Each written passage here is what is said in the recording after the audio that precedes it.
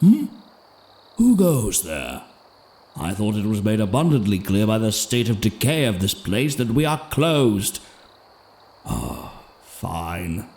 Come forth now, child. My warmest welcome to you, traveler.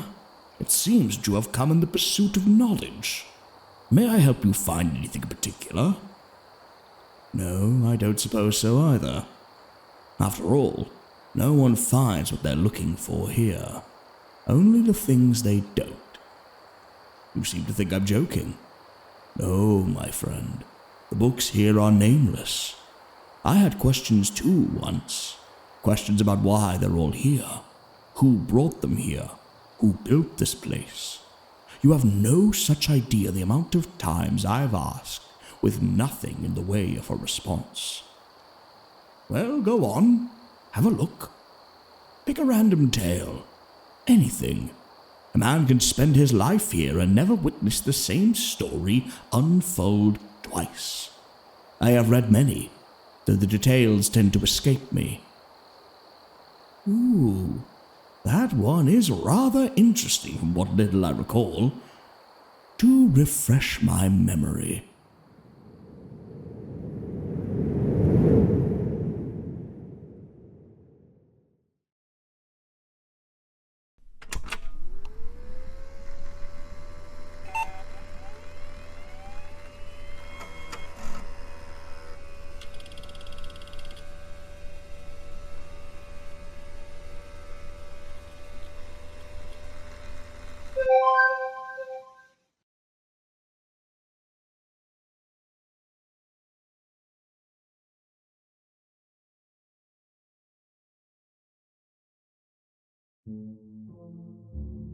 Delete me.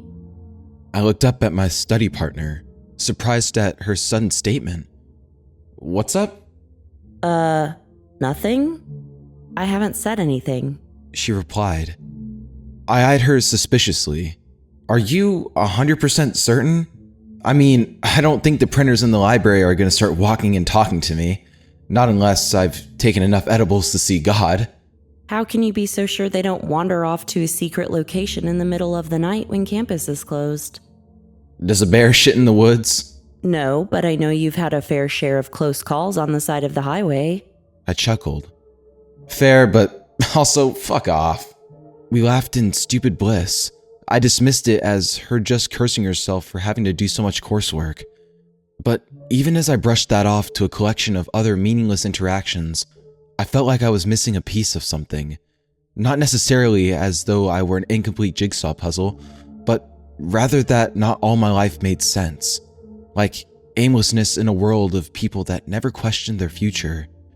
No one else wondered about what they would be, if there was ever anything greater than the present moment. There were no speeches about academic achievement and aiming higher for brighter career paths. The preachers in the town squares led no moral convictions, as if people ought to do good because, why not? No hell to be sent to, no reason for the good deeds we did. But that was always the way I spoke to people, the way I thought. Forgive me, for I often speak in extremes. Everything about my life just felt bland. Existence seemed to be an unseasoned chicken while my mind wandered to more flavorful plains. Greener pastures where the sun kissed my skin and the wind tucked me in at night beneath a sky of twinkling stars. An existential utopia where death cuddled up to me in harmony with Mother Nature at my side. I used to believe my ideas to be real. I used to think that such was the order of all things. I'm not so sure anymore. I'm locked in a humdrum cycle, rinse and repeat, go to school, graduate, go to another school, and now I'm in college, working towards a degree that I don't even want. The following night, I met back up with my study partner to work on our project due by the end of the week. It was a rather chilly evening, and we sat in a dimly lit corridor with windows. I could see all the small lights along the walkways, streetlights in the distance, ruled by a dark atmosphere with few stars in the heavens above. Snapping myself out of a momentary pause, I opened my laptop to pull up the document we'd been collaborating on from my Google Drive. Everything was placed as it should have been, but the document that was supposed to be our group project appeared to me as a blank note, entitled Observer.exe. I stared at the project for at least 5 whole seconds, failing to understand whether or not I'd gotten pranked. Delete me. What? Why do you keep saying that? Genuine concern was written on her face. Dude, are you okay? I asked if you could paste in the citations. No, you keep saying delete me. Are you okay? You're not making any sense. What are you talking about? My study partner started to lean away in fear, appearing visibly disturbed at my confusion. I began to feel dizzy in my chair, looking back at my screen to see all of my documents were corrupted. Each one was a black square in my account, all either titled Observer or Error. I could feel rivers of sweat roll down my face. My hands began to tremble. Delete me! My eyes rolled back, and I felt limp in all the senses of the word. My world descended into shadowy derangement.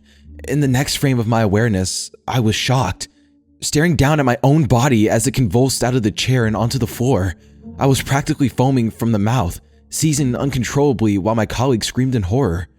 She fumbled with her phone to call 911 and stood, trembling at the sight. I looked down at my own hands, half expecting them to be translucent like you would see in the movies. They weren't. My flesh was intact. I still felt the weight of my own body standing on solid earth. It was like my body duplicated and I was no longer a visible part of the world. Hey, I'm okay. I tried to tell her. No use. The words carried like a choir in an empty hall. But it was a reverberation that only I could perceive. She nervously gave the 911 operator the location of the incident and what had happened. She was told to stay put and prop up my body, but instead of doing any of that, she freaked out and ran away screaming. I was outraged and lost for words. Finding movement in my legs, I tried to chase after her. All I needed was an answer. What the hell was happening to me? Outside, I was greeted with frigid air, wholly unusual for this time of year. Chills crept up my spine. My study partner was nowhere to be found. I turned frantically for anyone that could help, only for my eyes to randomly glimpse a motionless silhouette standing underneath a nearby streetlight. Stop chasing the truth you seek. My eyes couldn't fathom his complexion. He wore a trench coat weathered with age, dusty as an abandoned library. His clothes were torn and ragged, but his head... I had to blink. It was an orb of inky darkness connected to... nothing. No neck, just a floating sphere that spoke to me in the dreary quiet. You can... see... What? Why do you have... I took a breath to compose myself. I have so many questions right now. Why the fuck do you have a ball for a head, and how can you see me? What's going on? Listen, you have a lot of questions. I ain't got a lot of answers.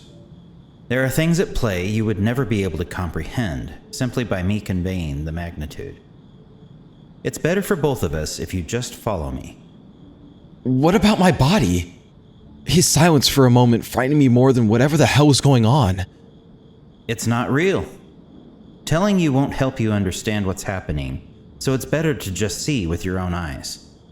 I stared slack-jawed at the stranger for a few moments. Are you a fucking statue? Come on, let's get moving. Hesitantly, I followed as he began to wander through the trails on the outer edges of campus. What else was I meant to do? Stand there staring at the stars, waiting for an ambulance to wheel away my body? This figure was my only connection to some sort of reason to organize this madness. Yet, even in my logic, the burning questions were branded into my skull. Would knowledge ease my fear of the unknowable? Or would the nature of my situation serve to be a curse on my awareness? Would knowledge lead me to reason?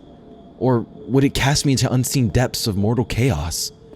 I feared to know, but I had to, even if the implications fractured my worldview, even if the truth killed me. We walked through the trails that led to the outer edges of campus. Crickets and frogs looped like repeated sound effects as we ventured forth. When the moon failed to light our way, the orb pulsated with blue bioluminescence. Its beauty hypnotized me for a mere moment as I struggled to remember what any of this was even for. We neared what should have been a road as we pushed through bits of shrubbery and maneuvered through trees. What was before a street was now an elongated path up towards an imposing mountain. That's not even possible! This has gotta be some kind of fever dream! The observer turned to me, Well, his shoulders did. I don't know if the sphere did anything. He spoke with such clarity. So many others are locked in a perfect stasis. You might call it bliss. We say it's a level of ignorance to strive for. They are the ones dreaming. We are awake, and we are in a living nightmare. Can't you feel it? Every day so dreary, so humdrum, like every cycle was meant to repeat without variation forever? Like every day was the same song and dance you were already sick of? You were only dozing off while everyone else started talking in their sleep. None of this is real, and you are the only one who can see it. So what's with the people? Are they supposed to think I'm dead or something? I've got a family. I've got dreams. I can't leave it all behind. Will they try to bring me back to life? Yeah, and they'll do it with simulated emotions. They meet up, go home, send out RSVPs for community gatherings, and when they see your body on the floor, they'll bury you and give everything to your loved ones. It's just like the real deal, but none of it means anything. Not to anyone. The loss of a loved one, absent the mourning. They were only someone I saw at a passing glance. They were but an acquaintance. That's what these people actually think. One day we're lovers, communicating in our own cryptic little way, and on the next day I'll be dead, and my family will ceaselessly smile like I was never there. Starting to get the picture now? The light shook and turned red as he rambled on, growing brighter with his frustration. He stopped himself and urged me to continue. I'm sorry, but we must keep going. I'm sorry too, I said as we resumed our stroll. I don't know any of what you've had to endure to find me here, but even if none of their love is real, at least you always know it's genuine when I call you an asshole. The observer chuckled. You remind me a lot of my brother before the corruption. Before everything started to feel so monotonous. Tell me about him. Did he have a sphere for a head like you? Oddly enough, he was a cube when all of this happened. Don't know where that came from. He was a good man, though. Always did what was right, and our parents were always proud of him. Sometimes I wish we pulled each other up, like how it's supposed to be. I miss him. I reached out a hand with the instinct to console him, but decided against it. I flinched at the thought, and it hurt me to place myself in his shoes. Taking another look up to the night sky, I began to notice an odd tint to the atmosphere. And the longer I looked, the more I could see that something was deeply wrong with the fabric of reality. The moon looked like a damaged piece of cardboard, a low-resolution image struggling to load in. The texture was grainy and distorted. There were no craters, just pixels in the billions. It was like a lazily dragged icon across the screen. Stars were no better to gaze upon, and on a more careful inspection, they looked as simple as light bulbs being held on strings by the millions, dangling from imperceptible heights, like party decorations for a god that just didn't feel like cleaning up the mess. If you don't mind me asking, what exactly was the corruption? His blue light dimmed slightly before he replied. We don't exactly know what happened, but we have our theories. I have my own ideas about what happened next. I chose you for a reason. Wait, so there are others like me? Countless. We aren't religious, but even we fear that this may have been the rapture. Consider your awareness to be your atonement. Everyone else drained by the machine failed to repent. I'm sure you can see where I'm going with this, right? I see what you're saying with these examples, but that doesn't explain why I'm the perfect person out of everyone else. Because you're the best chance I have at understanding how this thing took everything we love.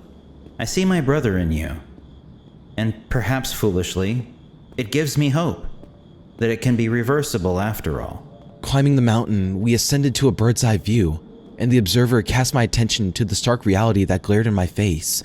The campus we just walked from was one out of hundreds that surrounded our high ground.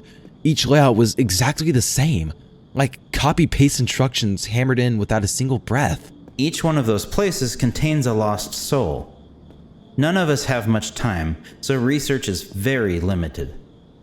We could never study all of you, but you, I need you to help me. to bring back my brother. My heart ached for him. A deep part of me surged with emotion I'd been suppressing all this time, and I finally found the courage to place my hand on his shoulder. I don't think your brother is dead, but I also don't think he's alive. Learning the secrets of the universe won't change what happened. You need to live for the memory. You need to live for yourself. I will never be your brother, but you will always be my friend.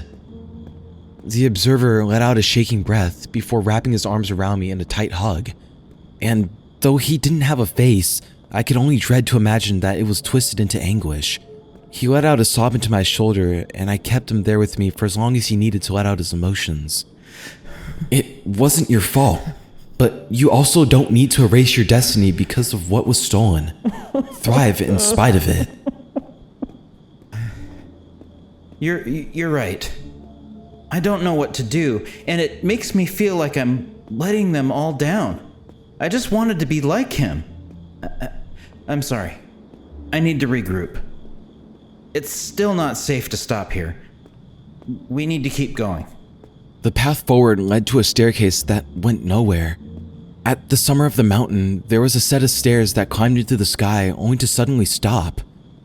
This is where my knowledge is at its limit. He solemnly declared. Are you ready to reveal the truth? I stared at the orb for a good 30 seconds before weighing my reply with as much consideration as I could muster. What would you do with reality if you finally understood what it all meant? Maybe I'd accept my life for what it could be, rather than what it could have been. What about you? I don't know what to do with any of the shit I already deal with. Hitting me with forbidden knowledge of the universe is one way to get me drinking away the sorrows. But the only thing that scares me more than potentially ruining my life is the idea of never knowing why we've been doomed. I get that. I feel like I'm praying for a version of heaven, but I'd be okay with hell right now. Because even if I suffered for this, it would be better to eliminate the ineffable, to be sure that I'm still worthy of everything I was deprived of. Then let's approach the door together. Let's meet our makers. We ascended the stairs, and when they stopped, the observer merely put his hand up to the empty space and pushed it open like a gateway. The fabric of the world clipped away, revealing a golden light spilling through the ripped simulation. I was mesmerized with the beauty of the rays as they danced on my skin against the lifeless dusk. With our anticipation growing, we stepped through the veil to glimpse the truest nature of our existence. And we screamed. I saw empires of bone and sinew ruled by gargantuan beasts of mortifying anatomy. It was impossible for our brains to understand and categorize it within its many systems. It defied even the shape our vision tried to impose on it. They were undefinable masses of flesh that harbored disdain for our mere existence. Beneath the tendrils and limbs, I could make out crying men, women, and children. They were like frightened animals in prisons. They were livestock for a carnivorous abomination that ruled over the lands. I watched as they grabbed a handful of random people and casually tossed them into their mouths like popcorn at a movie theater. I saw slaves taking the bones and building temples for the things that called themselves gods. I was completely lost in shock, disgusted by what we were bearing witness to. For a moment, all I could feel was confusion, but it immediately burnt away when they all stopped to stare in our general direction. They couldn't quite see us, but they could feel our insanity creeping in. Radiant gold beams started to emerge from their thousands of eyes, beams of light that scanned up and down the heavens. The monstrosities hissed and gurgled, snarling as they commanded the vermin beneath them to pick up their work. One of the lights found our doorway, and immediately, all of the beams zeroed in directly on us. Close the door! Close the door! I'm trying! It won't shut! God, please close the fucking door! The fabric of reality would not fix itself. The barrier was irreversibly opened. Their tendrils began reaching for the threshold. We ran down the stairs and practically sprinted down the mountain path back to the campus. There were no flashing lights, no ambulance, no one to carry away my body. We're still screaming, still trying to hold our minds together as they're falling apart, still trying to come to terms with everything we've lost, everything that encompasses our existence. Everything is predicated on a lie, and the description is what shields our human innocence from the cruel ways of the universe. But the worst part is that we've not yet gleaned the final frontier. Whatever was there, it was still only an incremental step towards the truth. It was only one piece of a much larger puzzle for the nature of our creation to be understood. We are still trapped. We are still dreaming.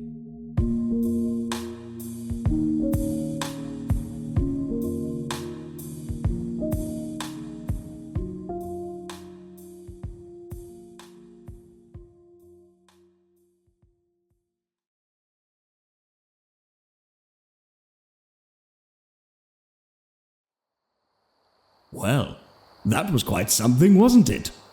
There were a great many parallels to life, though very fantastical, as you might agree.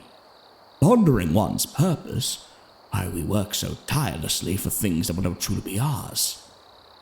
Nietzsche would have called that waking nightmare an eternal recurrence, the dreadful notion that we live the same day over and over again. Ooh, there's a bit of Plato in there as well. He warned of shadows on cave walls. Most people mistake the shadows for truth, you know. They cling to them. But one must face the light eventually, even if it should blind them. Funny thing, those who escape the cave rarely return unchanged. Though I might suppose whoever wrote this tale must have been under the influence of some hallucinogen. What was that? You said, why didn't the characters have any names outside of the Observer? But this is the library of the Unnamable. The Observer, though? Fascinating. Perhaps we'll just have to keep reading to find out. I do hope to see you again, dear traveler. Be safe in your endeavors. Goodbye for now.